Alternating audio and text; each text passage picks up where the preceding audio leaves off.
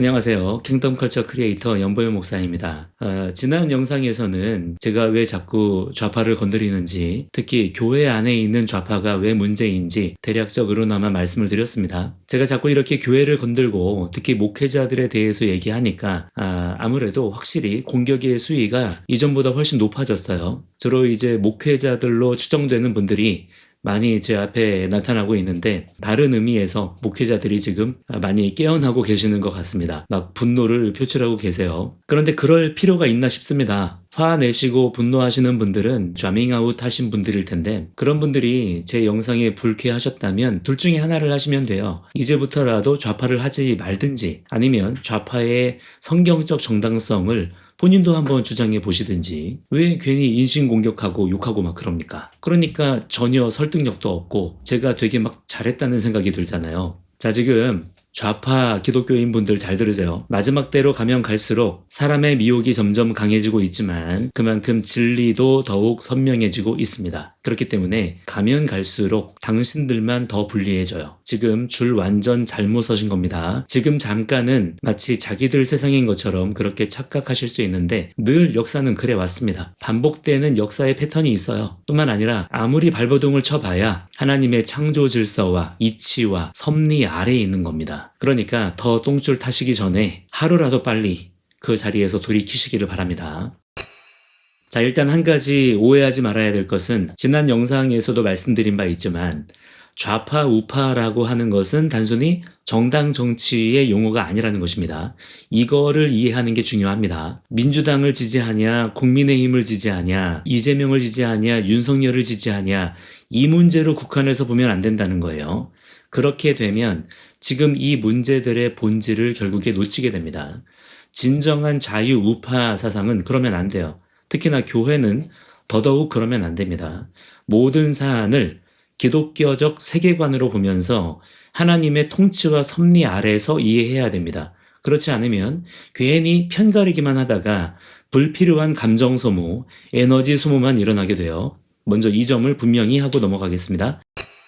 자, 오늘은 어떤 말씀을 드리고 싶냐면, 지난 영상에서 미리 예고해 드린 것처럼 교회에서 좌파 성도들이 양산되는 아주 자연스러운 일반적인 과정에 대해서 설명을 좀 드려보려고 합니다. 왜 이렇게 교회 안에 좌파가 많은 것이냐? 심지어 우리 교회 목사님은 보수 성향인데 왜 점점 우리 교회는 좌파 성향이 강해질까? 우리 교회 목사님이 좌파 사상을 막 가르치거나 하는 것도 아닌데 왜 점점 교회 안에 좌파만 목소리가 커질까? 물론 어떤 교회들은 목회자가 적극적으로 성도들에게 좌파 사상을 대놓고 가르치는 것도 있기는 있더라고요. 저도 예전에 같은 지방에서 그런 교회를 보고 진짜 경악을 금치 못했던 적이 있었거든요. 세월호 몇 주기 희생자 추도 예배를 드리지 않나? 교회 안에 노란 리본 치렁치렁 걸어놓고 막 묵념하고 박근혜 대통령을 막 비난하고 저주하고, 그런 상황을 직접 눈앞에 목격하면서 진짜 충격 엄청 받았었거든요. 그러니까 그 교회는 진짜 강력한 좌파 사고 체계가 형성될 수밖에 없죠. 교회 전체가 그 방향으로 세팅이 되더라고요. 그런데 그런 교회는 정말 소수고 대부분의 교회는 그렇지는 않아요. 그럼에도 불구하고 왜 교회들마다 대부분 좌파가 많을까? 그 이유를 몇 가지 설명드리고자 합니다. 가장 먼저 말씀드리고 싶은 것은, 저는 그렇게 표현해요. 마취총 복음 혹은 마약 복음. 마취총을 맞으면 정신이 몽롱해지면서 결국에 모든 몸의 감각이 마비되잖아요. 마약을 복용하면 환각 상태에 빠지지 않습니까? 그런데 복음이라고 해서 아멘 하고 들었는데 마치 마약을 먹은 것처럼 혹은 마취총을 맞은 것처럼 그런 똑같은 결과가 생기는 거예요. 그 메시지 때문에 현실 감각이 마비돼요. 인생을 마치 무슨 환각 상태에 빠진 것처럼 인식하게 되는 경우들이 많은 거예요. 하나님께서 우리에게 말씀하시는 것은 예수님 믿고 거듭나서 이제 변화된 삶을 살라고 하는 거거든요. 우리의 구원받은 목적은 죽어서 좋은 데 가라는 게 아니라 이제부터는 하나님의 뜻대로 제대로 살라는 거잖아요. 구원의 목적은 살리는 데 있습니다. 그래서 우리 주님 다시 오실 때 우리의 이 썩어질 몸이 썩지 아니할 몸으로 다시 살아납니다. 이게 기독교의 소망이에요. 그렇기 때문에 예수님의 은혜로 구원을 받았다면 이제는 그렇게 은혜로 구원받은 삶을 어떻게 살아야 되는지를 가르쳐야 되는데, 그게 다 성경에 써 있거든요. 그게 율법이에요. 그래서 출애굽기 말씀을 보시면 이스라엘 백성들이 유월절을 통과하고 출애굽하는 여정이 바로 예수님의 십자가 구속 사건을 예표하는 거잖아요. 그런데 이스라엘 백성들의 출애굽할 수 있었던 것은 그들이 율법을 잘 지켰기 때문이 아니죠. 전적으로 하나님의 은혜로 구원을 받은 거예요. 그런데 그렇게 은혜로 구원받은 후에 홍해 바다를 건너서 가장 먼저 어디로 갑니까? 시내산으로 가요. 그리고 거기서 십계명을 받죠. 그리고 첫 번째 돌판이 깨지고 두 번째 돌판을 받을 때에는 더 구체적이고 세부적인 율법의 말씀들을 받게 되잖아요. 자, 그러면 율법이라고 하는 게 구원받기 위해서 주어진 겁니까? 아니면 구원받은 자들에게 주어진 겁니까? 구원받은 자들에게 주어진 거예요. 그러니까 율법의 기능은 무엇이냐면 구원받은 성도들이 앞으로 어떻게 하나님을 경외하며 살아갈 거냐, 어떻게 구원의 은혜를 지키며 살아갈 거냐 하는 것에 대해서 하나님께서 직접 삶의 가이드라인, 규칙과 법을 말씀해 주신 거란 말이죠. 자, 그렇다면 교회에서 당연히 성도들에게 뭐를 가르쳐야 되겠습니까? 이 말씀의 법들을 구체적으로 가르쳐야죠. 그래야 예수 믿고 구원받은 삶을 제대로 지킬 수가 있는 거예요. 신약 성경은 전부 다 이 구약의 내용들을 기본 바탕으로 기록되었습니다. 예수님도 구약의 말씀들을 지키며 사셨어요. 사도들도 초대교회 성도들도 구약 성경을 보면서 또 구약 성경을 가르치면서 그렇게 복음을 전했단 말입니다. 신약 성경의 구약의 내용들을 굳이 따로 자세하게 언급하지 않는 이유는 이미 구약 성경을 다 읽고 지키고 있으니까 굳이 중복해서 언급할 필요가 없는 것이죠. 그런데 지금 현대 교회의 일반적인 상황은요, 그냥 은혜만 말해요. 그냥 사랑만 말하는 거예요. 영혼 구원만 외치는 겁니다. 정작 성도들에게 말씀대로 산다는 게 뭔지를 구체적으로 가르치지 않아요. 그러니까 교회에 등록만 하면 그냥 구원은 다 받는 걸로 생각하게 만드는 겁니다.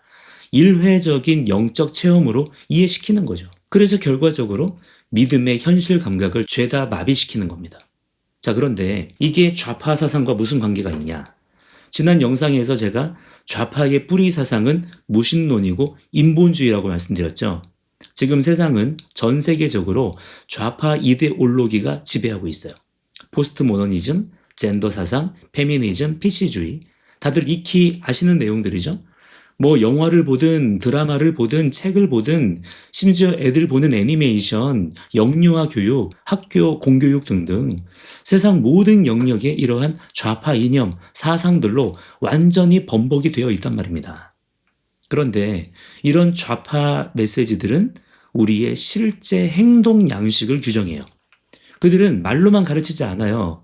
실제로 이렇게 해야 되고 저렇게 해야 된다는 것을 아주 구체적으로 예시를 들어주면서 정말 친절하게 아주 열정적으로 가르쳐 준단 말입니다. 그런데 그에 반해서 교회는요, 말씀대로 사는 게 뭔지를 안 가르쳐요. 성경에 아주 자세하게 기록이 되어 있는데도 그냥 구원받았다는 말만 있고 느낌만 있고 생각만 있어요. 실제 행동 양식은 전혀 제시하지 않는 거예요. 말씀대로 살아야 돼. 말씀을 지켜야 돼. 그러면 뭐라고 합니까? 그거 율법주의야. 그거 강박관념이야. 그냥 감사, 찬양, 은혜, 영광 이러다 끝나요. 그러니까 신앙이 고백만 있고 실제 삶하고는 전혀 연결이 안 되는 것이죠. 그러니까 교회 안으로 그런 세상의 좌파 사상이 밀고 들어오는 겁니다. 그러면 이게 세상의 좌파 사상이 너무 강해서 밀고 들어오는 거예요? 아니에요. 우리가 안 하기 때문에 그 빈 공간으로 밀고 들어오는 거라고요. 반대로 우리가 직접적으로 신앙생활의 행동 양식을 하나님 말씀의 기준과 규칙대로 교회에서 체계적으로 가르쳐 본다고 생각해 보세요. 절대 세상의 좌파 이데올로기가 지금처럼 이렇게 활개칠 수가 없는 겁니다. 그 실제적인 샘플들을 저는 보고 있어요. 우리 교회에서 지금 가르치고 있는 선교원 아이들, 유치원 어린이집이 아니라 선교원이라고 하는 말씀 교육 기관에 보내는 거죠.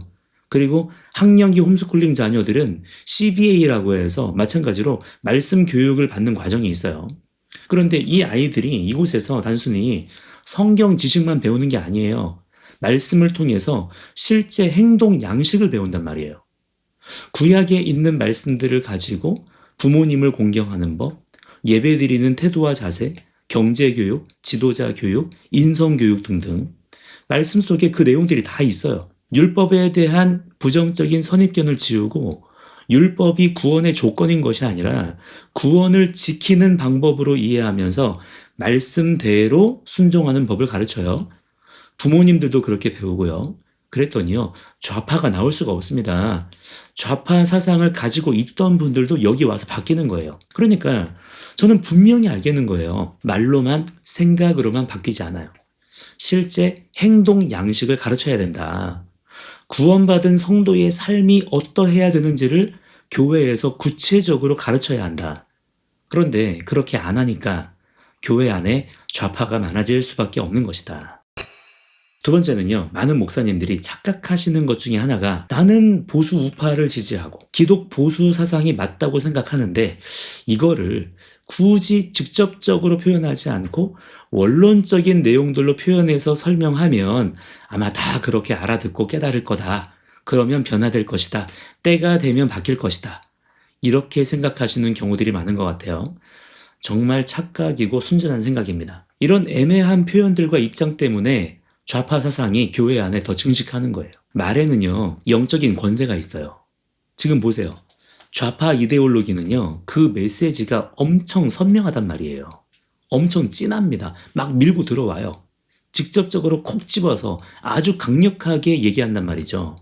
그 힘으로 막 밀고 들어오는데 정작 목회자는 교인들 상처받을까봐, 교인들 분열될까봐, 싫은 소리 들을까봐 애매하게 두리뭉실하게 얘기해요.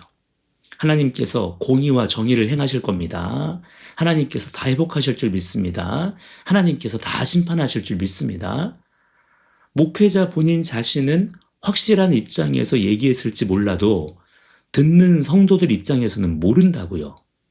그렇기 때문에 각자가 가지고 있는 스탠스에서 제멋대로 해석하는 거예요. 그래, 맞아. 공의와 정의를 행하실 거야. 그러니까 윤석열 탄핵. 맞아. 아멘. 하나님께서 심판하실 거야. 그러니까 대통령 구속. 이렇게 가는 겁니다. 정확하게 제대로 건드려줘야 되는 거예요. 왜 대통령을 탄핵하면 안 되는지, 왜 민주당이 정권을 잡으면 안 되는지, 왜 무속 프레임, 우상 숭배 프레임이 웃기는 얘기인지, 왜 우리가 윤석열 대통령을 지지해야 되는지, 왜 친중이 아니고 친미를 해야 되는지 정확하게 말을 해줘야 된다고요. 그렇게 성도들에게 정확한 방향성을 제시해줘야 돼요. 안 그러면 세상의 말들이 결국 다 끌고 간다고요. 성도들이 상처받는 게 걱정된다고요? 그 생각 자체가 인본주의입니다. 원래 복음은 상처를 내는 거예요. 기존의 생각과 고집, 옛 자아에 상처를 내야 돼요. 아프게 해야 되고 불편하게 해야 됩니다. 자꾸 교회에서 건드려줘야 되는 거예요. 또 하나 제일 애매하고 답답한 게 이런 거예요. 하나님께서 일하실 줄 믿고 우리는 그저 감사합니다. 기도합시다. 물론 하나님께서 일하실 줄 믿죠. 그리고 기도해야죠. 감사해야죠. 그런데 하나님은요, 마법사가 아니세요. 우리의 기도만 들으시고 알아서 손가락 튕기시는 그런 분 아니시라고요. 하나님은요, 성도의 순종을 통해서 일하십니다. 그렇기 때문에 정말 그 목회자가 하나님께서 일하실 거라는 믿음이 있고 그 믿음을 성도들에게 전달하고 싶다면 어떻게 말해야 되겠습니까? 하나님께서 일하실 줄 믿습니다. 그러므로 감사합시다. 그리고 기도합시다. 그렇기 때문에 여러분, 이제부터 이렇게 하십시오. 이렇게 행동하십시오. 이런 거는 하지 마십시오. 이런 거는 주의하십시오. 이렇게 말해야 되는 거예요. 그런데 이걸 안 해요. 교인들 상처받을까봐. 교인들 행여나 불편해할까봐. 지금 여러분, 교회의 구조상 목회자가 강단에서 어떤 메시지를 전하느냐에 따라서 교회의 체질과 방향성이 달라질 수밖에 없어요. 교인들 스스로는 이거를 바꾸기가 어렵습니다. 지금 교회의 구조가 그렇기 때문에. 그래서 지금 이 시대에 목회자 한 사람이 너무나 중요한 영향력을 행사하고 있는 거예요. 그런데 그 목회자 그룹이 지금 90% 가까이는 좌편향적 사고에 갇혀 있고 나머지 10% 중에도 상당수는 너무 착하고 젠틀하신 건지 아니면 겁이 많으신 건지 무슨 말을 못 하세요. 그러니까 교회가 지금 뻥뻥 넘어가고 있는 거죠. 교회가 그런 상태니까 당연히 지금 세상이 제대로 방향을 잡을 수가 있겠습니까? 보수는 점점 분열되고 산으로 가고 있고 좌파는 기세가 등등해서 세상 다 말아먹고 있잖아요. 그렇기 때문에 목회자들이 지금 빨리 회개하고 돌이켜서 기독 보수 우파로 돌아서야 됩니다. 그래서 제가 자꾸 좌파 우파 이런 선명한 표현들을 일부러 쓰는 거예요. 괜히 물타기 하지 않도록. 자, 그러면 교인들은 손 놓고 가만히 있어야 되느냐? 교인들 책임은 하나도 없고 교인들은 그저 피해자냐? 아니죠. 절대 그렇지 않습니다. 일단 본인 자신의 신앙은 본인이 지키고자 하셔야 돼요. 성경을 읽으세요.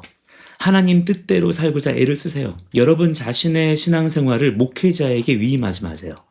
목회자도 똑같은 성정을 가진 연약한 사람입니다. 단지 주어진 역할과 기능만 다를 뿐인 거예요. 자기가 해야 될 일을 자기는 안 하면서 정작 목회자들에게만 잔뜩 책임 전가하고 있어요. 그러면 안 됩니다. 내가 어떤 목회자를 좋아하고 지지한다 해서 그 목회자의 영성이 내 영성이 되는 게 아니에요. 내 신앙생활은 내가 직접 부딪히며 순종해야 되는 겁니다.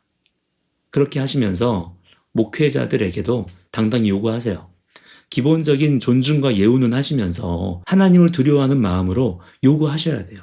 목사님, 지금 이 시기에 우리가 어떻게 해야 되는지 말씀해 주세요. 목사님, 나라와 민족을 위해서 더 구체적으로 기도해 주세요. 때로는 불편한 말씀을 하실 수도 있어야 돼요. 목사님, 지금 좌파 사상을 가지고 계신 것 같은데 그건 옳지 않습니다. 고치셔야 합니다. 목사님, 어떻게 기독교인이 좌파 지도자를 지지할 수 있습니까? 그러면 안 됩니다. 철회해 주세요. 목회자는 절대 신성 불가침의 영역이 아니에요. 그래서도 안 됩니다. 지금은요, 좌파들을 교회 안에서 그냥 내버려두면 안 돼요. 우리들 스스로가 불편한 코어 그룹이 되어서 당당하게 얘기해야 돼요. 그래서 좌파들을 부끄럽게 만들고 좌파 사상을 수치스럽게 몰아가야 합니다.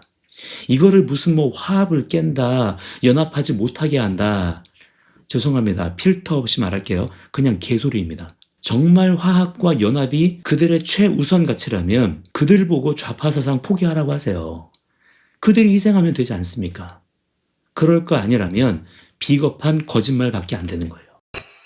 자, 결론입니다. 교회 안에 좌파가 많아지는 가장 일반적인 과정은 직접적인 좌파 이데올로기 교육이 행해져서가 아니에요. 우리 스스로 진리를 포기해버렸기 때문에 우리 스스로 세상에 만연한 좌파 이데올로기를 허용해버린 것이다. 받아들인 것이다. 마르크스가 종교는 민중의 아편이다 그랬잖아요. 그가 말한 종교는 기독교를 말한 거거든요. 이게 한편으론 후대에 남긴 지령이었나 싶기도 해요. 기독교를 민중의 아편으로 만들어라. 그래서 정말 지금 기독교가 그렇게 됐어요. 믿음의 현실 감각을 완전히 놓쳐버렸습니다. 그렇다면 이거를 해결할 수 있는 방법도 단순하죠. 교회가 진리를 있는 그대로 말해버리면 돼요. 교회 안에 있는 좌파들을 불편하게 만드세요. 절대 그들이 교회 안에 편안하게 있지 못하게 하세요. 교회는 누구나 올 수 있는 곳이지만 누구나 머물 수 있는 곳이 되면 안 돼요. 교회에 왔으면 말씀의 가치관으로 자기 생각을 뜯어 고쳐야죠. 왜 자기들 이전에 가지고 있던 세상 지식 가지고 교회를 함부로 바꾸려고 합니까? 그걸 왜 바보같이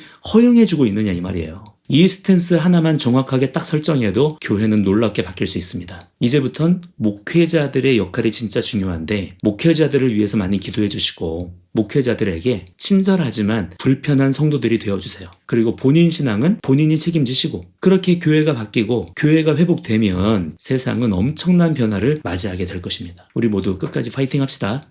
다음 영상에서 뵙겠습니다. 감사합니다.